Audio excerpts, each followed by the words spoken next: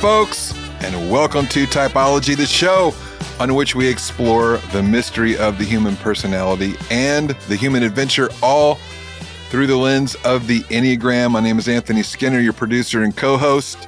I'm very quiet on the show today, folks, because our guests put me on my heels and I was choked up several times. I'm talking about Enneagram 8, Dr. Brad Reedy, who is the co-founder, owner, and chief clinical officer of Finding You Therapy Programs. This is in Park City, Utah, but he also has a great podcast called Finding You, and he's written several books, two of which we talk about today, people. Man, buckle in. This is so good and so rich. I'm so happy about this conversation, and I'm happy that you're here. That's it for me, Anthony, and without any further ado, here is the host with the most est, Ian Cron.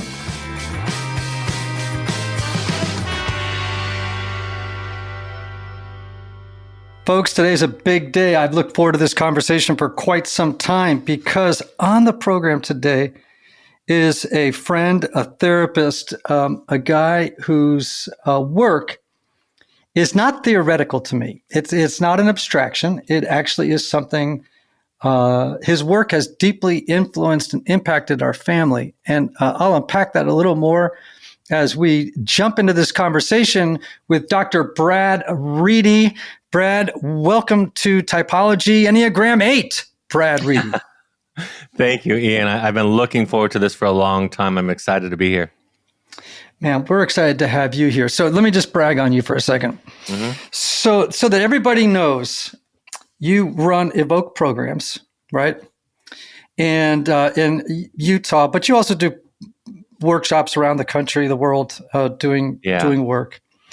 My wife, Ann, has attended two programs of yours. One is Finding You 1, Finding You 2, and came back a different human being. So tell people what Finding You 1 and 2 are all about. Yeah, Finding You is our flagship program. It now runs under the banner of Finding You, and it is a psychodrama immersive 5-day experience with 6 other participants where you go back to your family of origin through psychodrama, through guided meditations, and you really explore the energies, the roles, the messages, the programming of your early childhood. And then we take that forward to the second half of the program and apply it to the questions, the dilemmas, the challenges that you're having today. Our basic idea is that what challenges us today can be found or understood best by understanding our context, understanding our background, by unraveling that and constantly going back to that, visiting it, loving it, understanding it, and just learning how we made meaning in those early years and how that's showing up today. Oh, well, Annie went to those, both of them. She listens to your podcast religiously, almost annoyingly. I get regular reports about what Brad said whenever she comes back from a walk in the woods. And all to say also that you had a profound impact on our son. So when our son was in a time of real struggle, and I have permission to talk about it, when Aiden was struggling with a substance use disorder, you were recommended to us actually by Miles Adcox at Onsite. I know Miles, I trusted him. We were in a real pinch at that moment and sent him out to you where I think he spent, 60 days, something like that out there. And he had a profound first step experience on his journey towards sobriety and healing and life. And, it was a very important first step. So I begin with gratitude and with just wondering, why the heck didn't I have Brad on earlier, for crying out loud? But here you are, here I am, and we're going to have at it. So I want to talk to you about your book, The Audacity to Be You. And I love the subtitle, Learning to Love Your Horrible, Rotten Self. Right. I think I'd have picked that right off a shelf in a heartbeat. And in fact, it's been a number of years. That came out in 2020, I believe. I think I read it in maybe 2020, 2021. So it's been a minute. Tell people what it's about. And then also, if you would, talk a little bit about being an Enneagram 8 as a therapist. Sure. The Audacity to be you came off the heels of my first book, which was a parenting book, because that's largely been the scope of my practice, is working with parents of the identified patient and helping them along with their own journey. But what I noticed was that the challenges that were facing people weren't really parenting issues. They were life issues, the struggle of becoming who you are.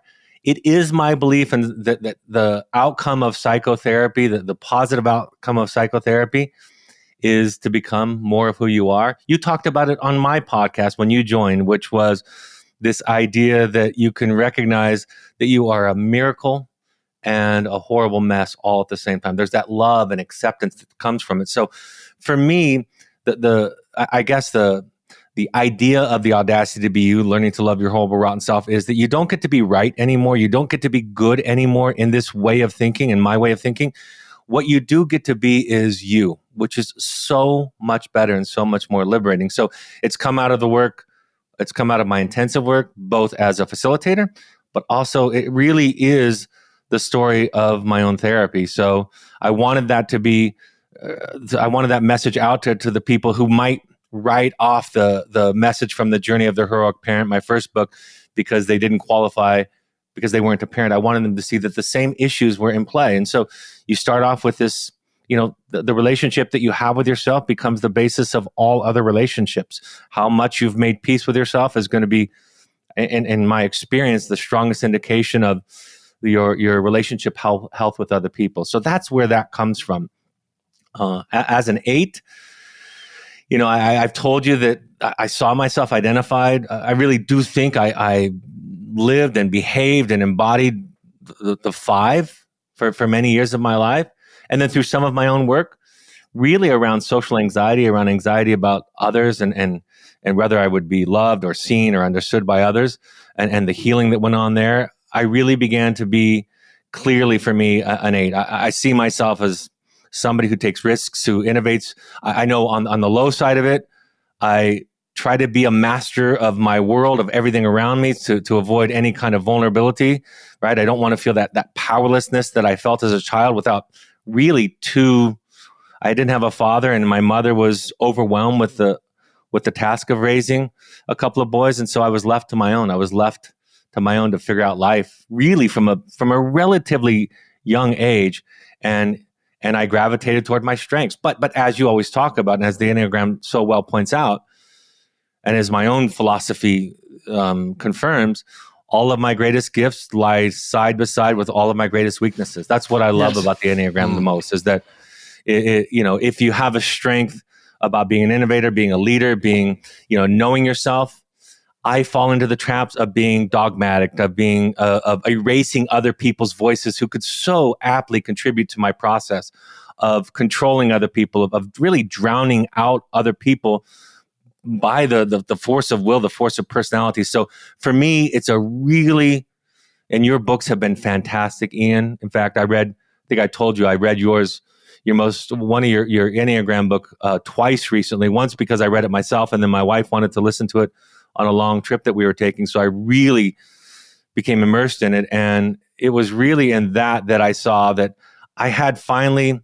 let go of some of the limitations of what it meant to be a 5 and really saw myself squarely fitting within the 8 typology and all of the blessings and all of the curses that come along with that. Yeah. It's so interesting, Brad. Oftentimes what happens, and this is for educational purposes for people listening. So often what happens is when a person takes a reliable Enneagram test, like our Typology Institute Enneagram assessment, right.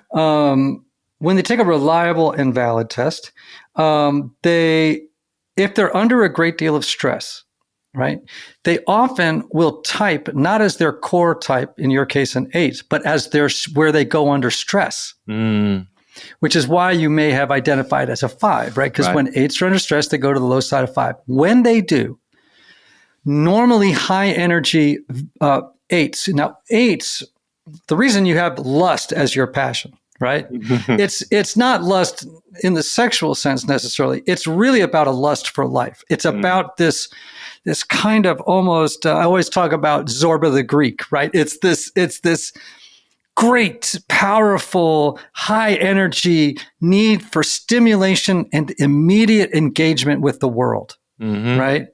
And then what happens when they're under stress is that eights can retreat inward, become more reclusive, more emotionally unavailable. They may hole up, they may stop responding to texts, or they disappear socially. They just withdraw. And it's so unusual because, eights are all about, fives are all about energy conservation. Eights are all about too much energy going out the door. It's like, right? So you have this sort of flip side that goes on. Then in that space, eights at the low side of five, instead of you're in the gut triad. So a lot of shoot from the hip. That's why you're a good therapist, right? I've read your stuff. I've listened to you when you're answering questions on your podcast of parents and stuff like that. You don't pull punches. Like you just say crap. Right. Right. And I love that. And it's very gut oriented. It's pulling the guns, and bringing them out, which can be really good if it's in the hands of a deft, skillful person, right? But when they're under stress, instead of making quick gut decisions, like a stressed eight might overanalyze situations, start to overthink, spiral into obsessive research, or try to control a situation intellectually. And they become more emotionally detached, much more suspicious of other people's hidden agendas. And they lack that typical vitality where once they were powering through the day, now they can maybe struggle to get out of bed a little bit. Right. So that's what eight looks like when it goes to five. And maybe under stress, that's when you identified as a five. Sure. And I think because I've made such a commitment to therapy in my life, to being a client in therapy, I still participate in weekly therapy with the same therapist I've had since 1999. So it's been a while. I think also when I study the Enneagram, when I listen to the Enneagram, your Enneagram book, and I can overthink. I can overthink and see all of my fallibilities in all of the numbers. I can see myself in all of them. And so I think in a way, it might have been that, but it really for me was, if there's time, I'd love to share with you a shift that happened at the hands of Mild Adcox's program just a year ago. Great. Tell us. We'd love to hear it. I'll tell this as succinctly as I can. I went to my yearly leadership retreat at Onsite last year, 2024. And I've had a history of a lot of social anxiety. So I came there knowing that that's how I show up to these things. I want to impress people. I want to be a big shot. I want to be the cool guy. I want to be all the good things. And I knew that about myself. So I came in with an observer's mindset. I wanted to just hear the story inside of my head. And I arrived a little bit early. And as my peers started arriving on campus and I started greeting them, I did this thing, Ian, that brings me some shame even as I mention it now, which was I started measuring them. I started finding ways that I was better than them.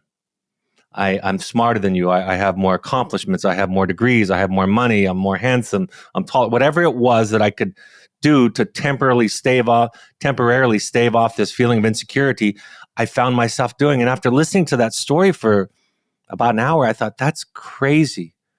That's an insane story that you're telling yourself just to survive.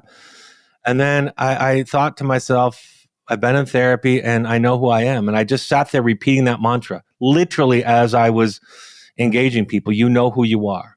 All of the strengths and all of the weaknesses, all of the ugliness and all of the beauty, you know yourself. And I kept repeating that mantra. And over time, I was able to replace that story of insecurity, of fear of what others thought with a more centered, grounded knowing of myself. And it was in that place that I know this is strange to say as a therapist, but it really was one of the most spiritual experiences I've had in my entire life that weekend.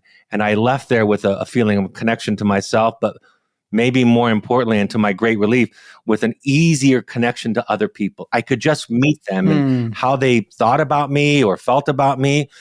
I realized through my days that weekend was would tell me more about them than it would about me, because I know I've spent enough time talking and looking at my own soul that question has been largely answered in the course of 26, 27 years of psychotherapy. So thanks for letting me tell that, because I think it does relate to that 5-8 kind of relationship in me.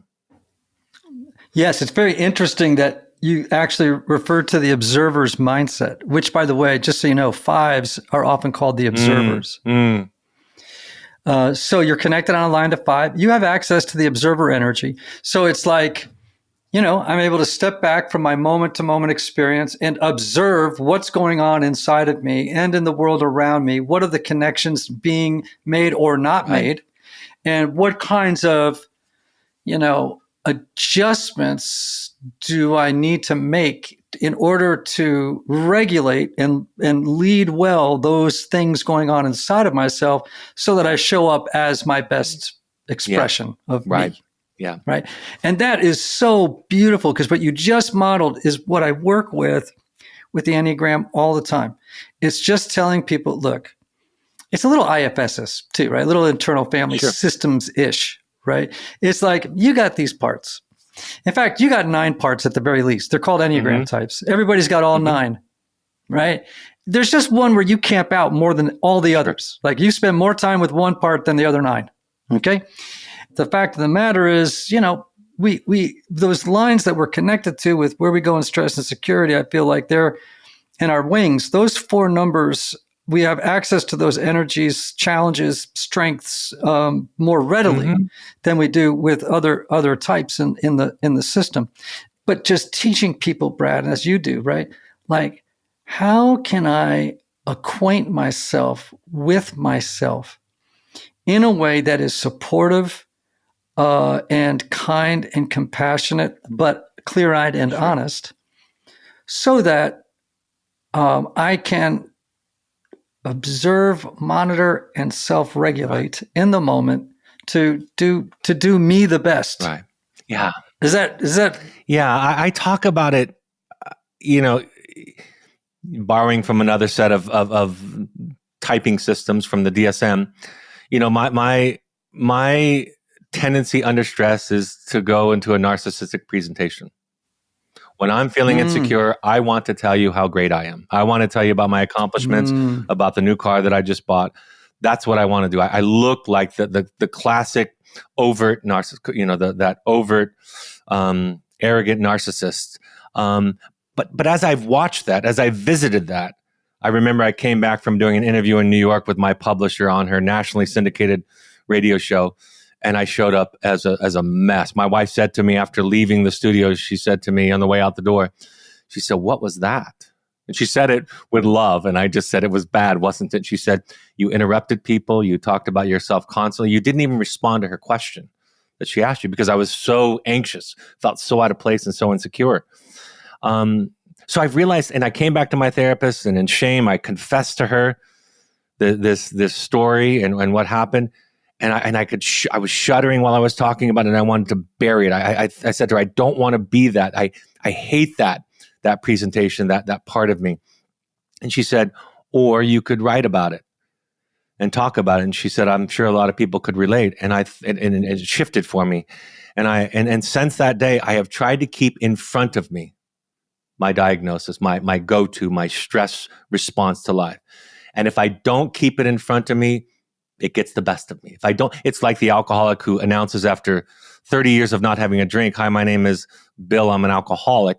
They're saying, look, if I don't see this antagonist in my life, this strength and this weakness that's in front of me, if I don't see it, it's gonna come up behind me and take control of things. So for me, the Enneagram and my type and this journey is about recognizing, about leaning into, about having that deep connection with my soul, beyond shame, beyond guilt, beyond judgment, learning to love my horrible, rotten self. And when I do, and I find myself anxious, I might do it with you, I might do it on this podcast. When I find myself trying to impress people, I can sit with the scared, insecure, lost child, the one that felt like the only way that he would gain love was by being great. And when I sit with him, gently sit with him, I don't need that stuff. I don't need all that accomplishment. I don't need to put myself out there in that way. And the people around me, of course, feel much better too, because they feel that safe energy that I am in that moment embodying. Now, there are going to be some listeners right now, and they're thinking, wait a minute, Brad's not an 8, he's a 3, because that's very 3-ish, right, what you just described. But I want people to understand that people are we have to be very, very careful that we don't assume, that an 8 can't rely on that as rely on, self-marketing as a strategy in an anxious social situation, right? Like, people are more complex than boxing them in type, right? The key is the core motivation. And if the core motivation is, I have a need to assert strength and control over others in the environment in order to mask and disavow weakness and vulnerability, that's 8. Now, what you're describing is an 8 that was being a blowhard. And I've met plenty of 8s who are blowhards, right? Like, just in a moment. Now, you aren't a blowhard, but in that moment you're describing, kind of were. Now, vulnerability is a weird thing for 8s, right? Because they are so much about strength and intensity and truth-telling. These come very naturally to them. But especially public vulnerability, like you're just being so vulnerable on the show, does not naturally come to 8s when they're younger or haven't done work. So what has helped you to learn to be open and emotionally exposed without feeling like you're giving away your power? It's such a great question. For me, I can simply say sitting in the presence of an empathic, non-judgmental, and patient other for years and years and years has done that for me. It is, she tells, I tell the story about her that happened to me around 2010, where I came in to confess one of my many sins for the week. And I was stumbling to confess whatever it was this particular week.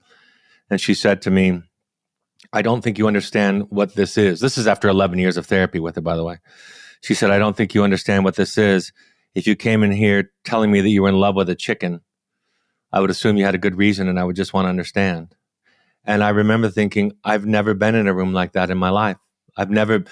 My mother wouldn't have responded that way. My wife for sure wouldn't have responded that way. And so it was taking small steps, small risks to be my authentic self in front of somebody who, with like you said on my podcast, with a vested authority to forgive, to offer me a pardon for being human, that has made all the difference in the world for me. This show is sponsored by BetterHelp.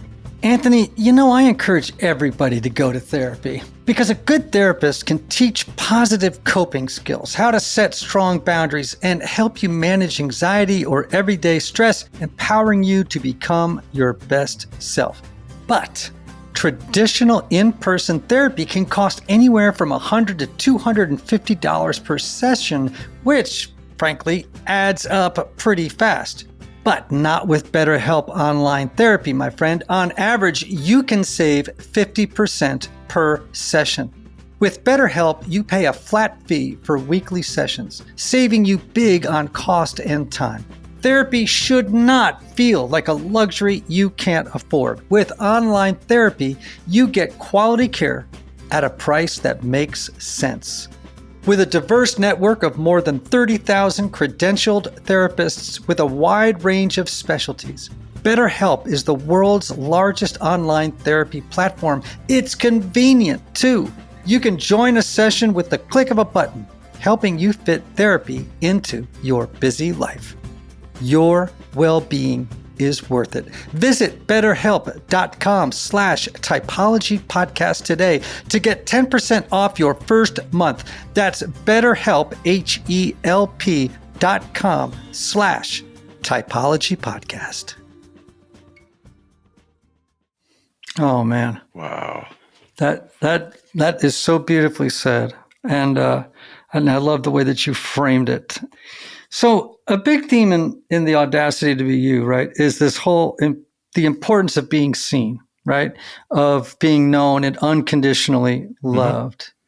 And what you just described, obviously, is an experience of being seen by your therapist in a way that you were not seen growing up. And what this does, right, is it opens up possibility. And I want people to understand, this is why with eights, convincing an eight that vulnerability is not weakness is like critical. Like their default is vulnerability is weakness. When actually you and I know that true vulnerability is maybe the greatest act of courage a human being can do, right? So imagine there's a bunch of eights listening, or people married to eights. How can they connect and then act out in their behavior, in their life, connecting with vulnerability? Well, I'll start by saying it only took me about 42 years to learn. Yeah, it's going to take a minute. And I suppose that's the first thing. I think, we all love insight. We all love aha moments. And sometimes those really become these moments in our life that we reference in our lives and look to and remind us of things. But for me, it's the work. Early in my podcast, I've been doing my podcast since 2007. My daughter was born on the day of my first episode, so I'll never forget the date. And my early years, I would get responses from parents. Largely, it was a parenting podcast in the early years. Now it's all relationships. And they would say, I just feel horrible after listening to you. Like, I believe what you're saying, but I feel horrible. And I thought, well, I know that's not my goal. I know I don't want people to feel horrible after listening. And so I just began to ask myself, what is it? And I realized that it was this idea of modeling vulnerability. And I'd been in therapy enough with this person that I mentioned, that I knew that it could be a way of modeling for people. So I often talk with people about my idiocies. I often talk about where I stumble and where I fall. And so it's not one moment or one idea. It is something that I build upon. Even today, Ian, I could have an exchange with you. We talked about maybe going to coffee when you're out here visiting. I could do something to you in a conversation from that place of fear and vulnerability. I could mask myself the way that eights mask themselves. And I would have to, if I wanted to maintain the relationship with myself and with you, I would come back and apologize. And it's just practice. It's just practice, repetition, and exposure. And for me, what I try to do, my therapist said this to me, and I understood it intellectually, and now I have some greater sense of it in a real lived, experienced way, is I can just tell you that I am an idiot, that I make mistakes, that I had a really good fight with my wife last week that was all about my dysregulation and my fear and me feeling overwhelmed with what was being expected of me. And I lashed out and attacked her. And I do that. Now I get letters after I share these stories of mistakes, of idiocies, of my humanness. Now I get letters and emails on a weekly basis that say, you're the first therapist who in a public way talks about what a crazy person he is as often as you do. And now I feel safe. Now I feel like I can do it. So I think we need models, we need examples, and we need a safe place to practice it. Because even if you have the idea in mind that I'm talking about, that we're talking about, and you go out there and you try it, there's going to be a lot of people who are going to be uncomfortable, even afraid, even triggered by one's vulnerability. And that reaction, because of what we know about psychology and human development, that reaction, it's like when I shared with a friend after I had a really powerful grief experience, and I was sharing with an acquaintance of my experience, and he felt really uncomfortable and looked away. And I thought I had done something wrong. I thought I was the problem. So I try to model it so that people know that it's safe to be this way. I model what it sounds like, what it looks like. And ultimately, I think you have to have that experience. You have to have an experience that was different than the one that you had when you were younger and you showed vulnerability. For me, Ian, growing up without a father, growing up with a mother that was largely unavailable emotionally and even physically, there was no space for vulnerability. I had to figure it out from a very young age. I had to, by the force of my own will and personality, get what I needed. Otherwise, I was going to go without. And that wiring, that programming is something that I have to override constantly, even today. Yeah. I think people naively think when they go into therapy or begin to do their own work that there's going to come this moment when everything is going to come together. And all of these reactive kinds of behaviors that they have are going to fall away. And there will be the golden Buddha at the center of their being. And they're going to have this great ecstatic epiphany. And I've made it. And I'm like, no, that's not how it's going to work. You're just going to become aware. And in that awareness, you'll have the freedom to make new choices, and enjoy the fruit of those new choices. But you're never going to have this moment when suddenly these deeply neurally embedded beliefs and messages and behaviors are going to suddenly release their grip. The grip is arthritic. Yes. It's just, it's got like talons, right? So you write something that Annie has said to me before. She likes to quote you too, which again is annoying, Brad. I'm just saying. She says, well, you know what Brad says, we can't take our kids any further than we've gone ourselves. Right. Now, we got a lot of parents listening. And some of them, I would say many of them, if they're listening to an Enneagram podcast, chances are they've already begun some work. They're interested in their inner life, right? When you talk about not being able to take our kids where we haven't gone ourselves, for the parent at the beginning of this journey, now they could go to a Finding You a couple weekends, which would be a great thing, and I would commend it. Where do they start? One of the places that I often recommend, because I think it is practically universally applicable, which is to find a 12-step meeting for Codependence Anonymous or Al-Anon. I mean, that is interesting. For me, that's free. It's especially with the online options that are available now, it's practically universally available to people. You can find it anywhere in the world, even if it's just online. But you're going there to learn what it means to be a person. I mean, I think that's the story of Pinocchio. That's the story of the Barbie. The Barbie movie was so beautifully done, in my opinion, because she moved from being a plastic thing to a person. And that is, that is our task, is to become a real human being, a real person. And so those meetings for me are a great start. You don't have to participate or share to learn something. You get as much out of, as listening to other people share their own journey and their own work. And you start to understand, you start to hear messages that challenge the programming, that challenge that wiring in you, that say, oh, you can love somebody and let go. You can love somebody and allow them to suffer. And love doesn't have to look like the way that I taught it, like that I was taught how it had to look. And so I think that begins to disrupt and open up your mind to other ways of living.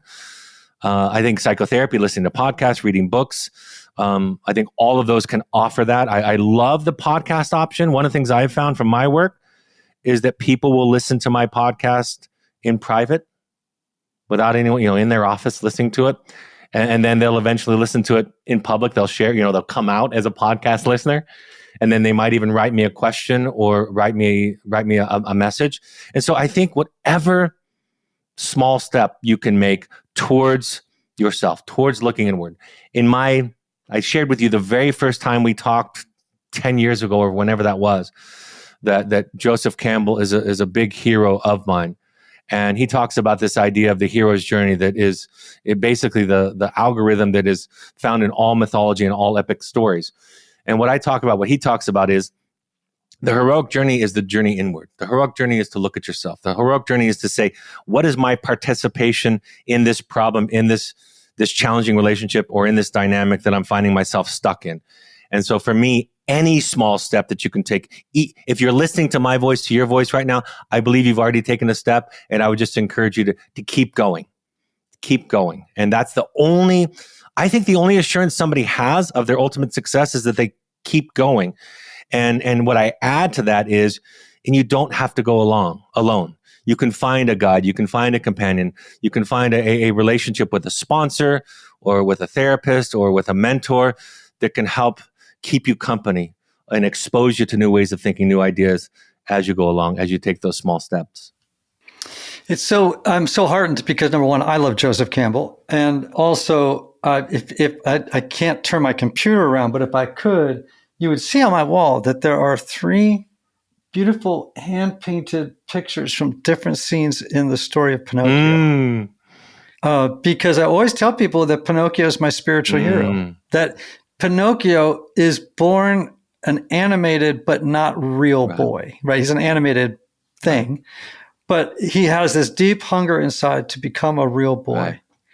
And then he goes off on a journey filled with misadventures, which is all of us, right? He has a mentor in Jiminy Cricket, which we all need on a hero's journey, right?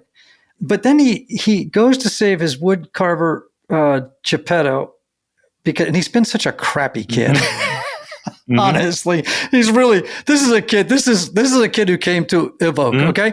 And he's been on all these misadventures, and then he dies trying to save Geppetto and is revived and brought back by the Blue Fairy as a real boy, right?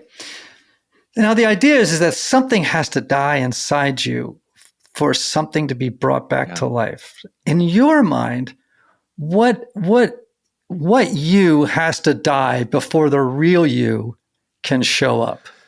You know, during maybe the darkest, if not the darkest, one of the darkest times in my life, 2010 and 11, I was separated from my wife. And, you know, for me, it was a win-less situation. I wasn't happy with the current marriage as it was operating. And I wasn't happy without her either at the same time. So I was in one of those situations that Carl Jung talks about where there is no right answer, which is the beginning of the path of individuation, of becoming yourself. And I was sharing with my therapist again one week. And I was saying, look, I'm not suicidal, but I fantasize about not being here. There's a part of me that even gets through the day imagining dying. And she said something to me that changed everything. She said, the suicidal instinct that people have that you're talking about is correct. But the issue is that you need to learn to kill not your whole self, but part of yourself. And then you can be free. And she said, so your job is to figure out what part of you need to kill to be free. And so I immediately knew what it was for me in that moment. And I wasn't completely relieved from its burden, but I knew what my task was. And so for me, the part was the part of me that worried what other people thought of me. That's the part of me that I need to let go of. And I've had various versions of that the hero's journey is repetitive and cyclical. Like we go through it over and over again. So there are different layers and levels of this process for me. But for me, the thing, and I found myself doing it last night. It was just while I was getting ready for dinner, preparing dinner.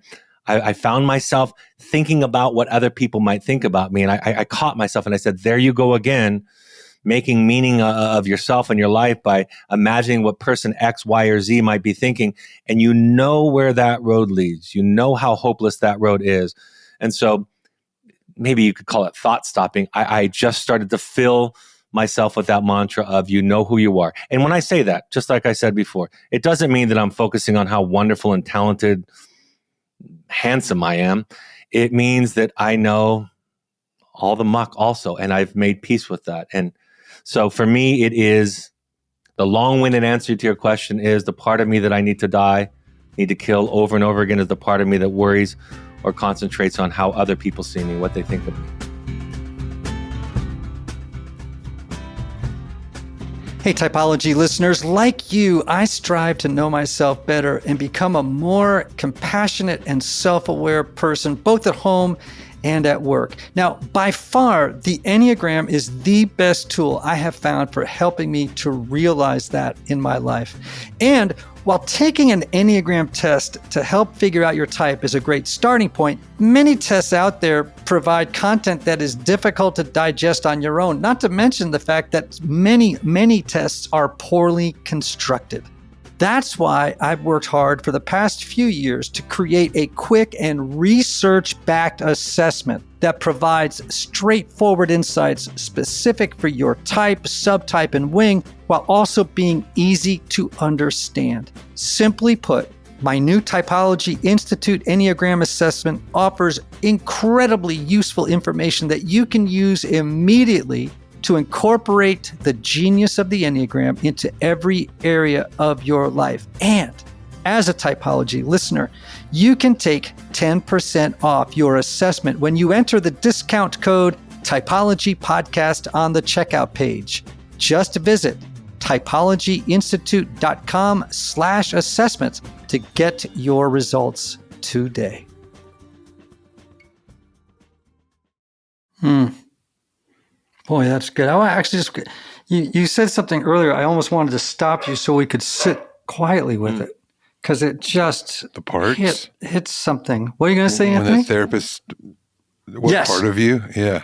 Yeah. That was something. What an Could you insight repeat it? she Like had. what Yeah, she say it said. again. What she said So to you. good. She said the suicidal impulse is correct, but the mistake that suicidal people make is they think they have to kill the whole self, when in reality, they need to learn that they just need to kill part of themselves. So your job becomes figuring out which part of yourself needs to die or be killed, and then you will be free.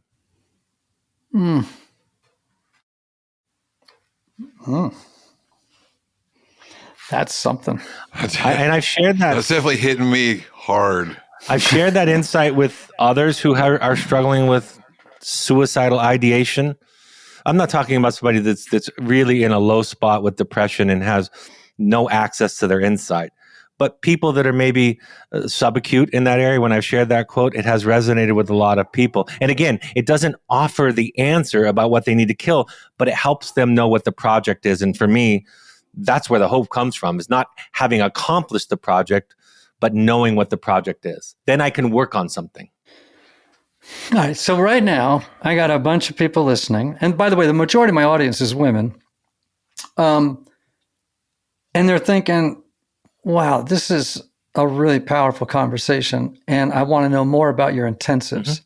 So you already mentioned that, there's psychosocial drama, there's all this other stuff. Can you just take me down one layer deeper so that imagine a prospective client is calling on the phone, they're asking you, Brad, tell me more about the Finding You weekends. How would you describe it? It's 4.5 days outside of Park City, Utah. We have a home that we run them in, an inn that we run them in. They go from Wednesday to Sunday. There are 7 participants, 2 facilitators. And the first half of it is really everybody setting up their family of origin psychodrama. So they set up a scene that's symbolic of how their childhood felt. And they get to pick what they think we mean by childhood. We just ask that it be something that they see as their childhood. And here's the coolest thing, Ian. I love this. They set up a scene using sculpture, right? They set up the room in a way that makes sense to them symbolically. If dad's over there walking out the door, mom's maybe attending to little brother who was always sick, my 2 siblings over here are fighting, and I'm sitting here by myself wondering who's going to play with me. You set up this scene, and then the protagonist goes and has conversations with each of them. And you say, look, you're time traveling back to that point in time. What would you say to your mother in 1975? That's when I was 7. Was 1975. What would you say to your 1975 mother, to your 1975 father, brother, sister, and even yourself? And that's interesting. But what's really compelling is then we have them switch roles, which is a common intervention in psychodrama. We say, now, what would your father say back? What would your 1975 father say back to you? And it's often something like, well, you're being too sensitive, you're overreacting, that's not the way, very dismissive, kind of in modern colloquial terms, it would be you're being gaslit by your father. But what I say is, once we hear how each person in your family would remember or would respond to you, now we know what your childhood felt like. Now I feel your childhood. I can feel what it felt like to be you. You're going back there with the wisdom you have, but I'm hearing how people were responding to the feelings, to the fears, to the sadness, to the grief that you felt. I'm hearing what they would say back. And now I know what you live with in your body, what you carry around. So that when we go to part 2 of the Finding You intensive, which is now we're going to talk about a current day situation, question, relationship, conversation. Now I can draw upon that, and so can you, to say, you see, you're responding to your 17-year-old child who's struggling with addiction. You're responding to them the way that you sound like your father. Do you recognize that voice? Wasn't this similar to what he was saying to you? And there is this grief that comes, right? There is this sense of not a failure, I suppose, of not being able to respond to the child in the way that the child needs. And so, again, you don't leave finding you. You don't leave with all of the answers. You don't leave with all of the solutions. You don't leave with all of the freedom that you're seeking, but you do leave with understanding this is my project. This is the energy that I carry around in my day. This is how I respond to somebody cutting me off at the grocery store checkout line or somebody on the road who doesn't see me coming. That's how I'm responding. And I need to attend to that. I need to lean into that. As you said on my podcast, and I just love it, I need to enter into a consistent conversation with my own soul and find out what's there and treat it gently with compassion.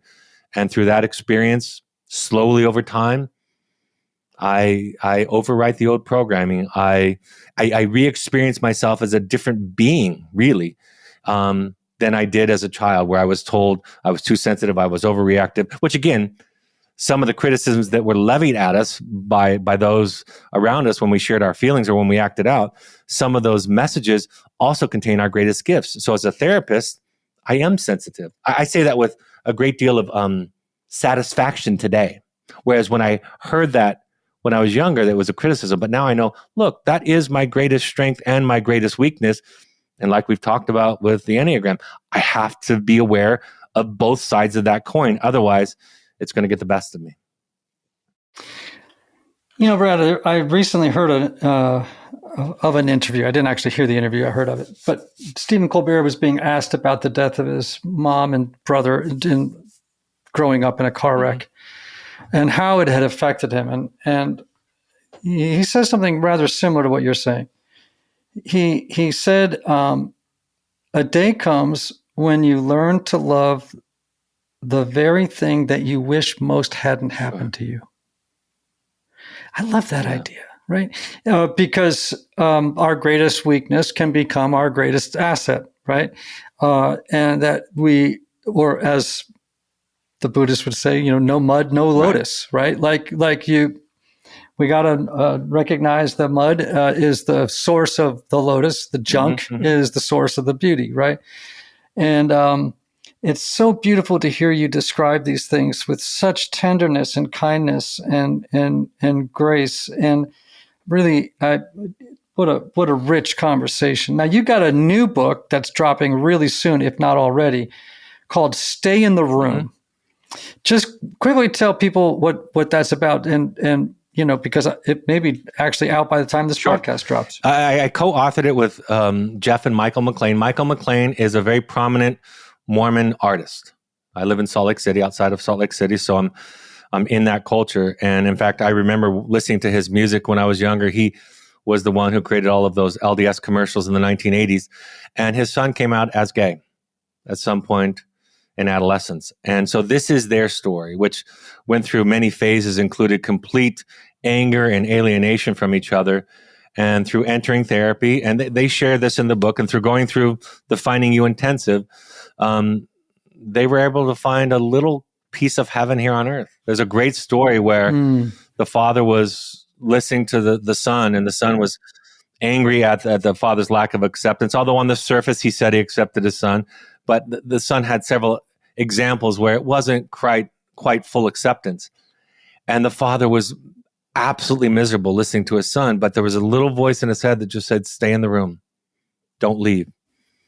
And he stayed long enough to listen to his son. He became large enough to hold space for his son. And after this wonderful therapy session where he stayed with it, he went home and they were just watching TV. They were watching Sherlock Holmes, the series and they were talking about it, throwing popcorn at the screen and laughing and yelling. And he had a moment where he thought, this is heaven. This is what the prophets were talking about. This moment right now is all that I need. And so it is their story. And then what I do after each chapter is I talk about the work that was required, that each of them did, to not just bridging a gap is probably understating it, to really embrace. Michael will tell you today that he's not just accepting of his son, but that embracing, loving, and cherishing his son being gay, has given him a better relationship with his wife, with everybody else in the world, and with God. And so in a way, it is a spiritual journey, and I'm just there to observe. I'm just there to give commentary on it. But it was a beautiful project. I'm excited for it to be released because I think it can have application to all faiths and all types of families. Brad, thank you so much for being on Typology. This has been such a great, meaningful conversation that I'm going to walk away with so many things to chew on and think about, and hopefully do more than think about, but integrate into my own understanding of the world and what it means to be me. And that's been terrifically helpful. Tell people where they can learn more about finding you, intensives, and about all your work. Yeah, you can go to findingyouprograms.com for sure. Follow me on Instagram. And of course, my podcast is Finding You with Dr. Brad Reedy. Once you find those, you'll find all that we do. It's great. Anthony? Yeah, I feel like I need to Venmo you, Brad, and your therapist. So maybe you can give me the handles when we get off here. Yeah. She's a real gift. Thank you. Everybody, you know the words. May you have love. May you have joy. May you have peace. May you have healing. May you have rest. Until next time.